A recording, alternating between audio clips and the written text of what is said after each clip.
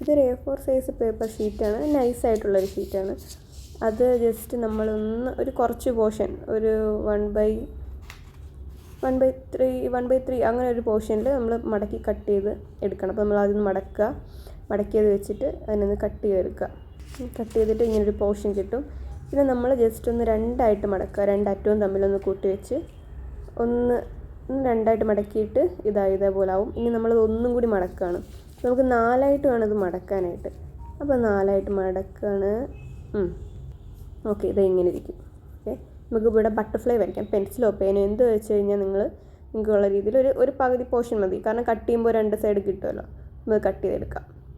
Okay, ഇത് cut ചെയ്ത് ഇങ്ങനെ ഒന്ന് 2 പീസായിട്ടുണ്ട് കേട്ടോ. നമുക്ക് ജസ്റ്റ് ഒരു ഭംഗിക്ക് വേണ്ടിയിട്ട് സ്റ്റിക്കർ ഒട്ടിക്കാം. അതിൻ്റെ ഫ്രണ്ട് കാണാനും ഫ്രണ്ടിലും ബാക്കിലും ഒട്ടിക്കാം. ഇനി നമുക്ക് ഒരു പീസ് ഉണ്ടല്ലോ, അവിടെ നമുക്ക് ഗ്ലൂ തേക്കാം. എന്നിട്ട് ഇത് തമ്മിൽ ഒട്ടിക്കാം. ഫൈനൽ ലുക്ക് ഇങ്ങനെയാണ് കിട്ടിയിരിക്കുന്നത്. ഇത് നമുക്ക് ജസ്റ്റ് ഒരു നൂലിൽ കോർത്തിട്ട് ഹാങ് ചെയ്തിടാം വീട്ടിൽ.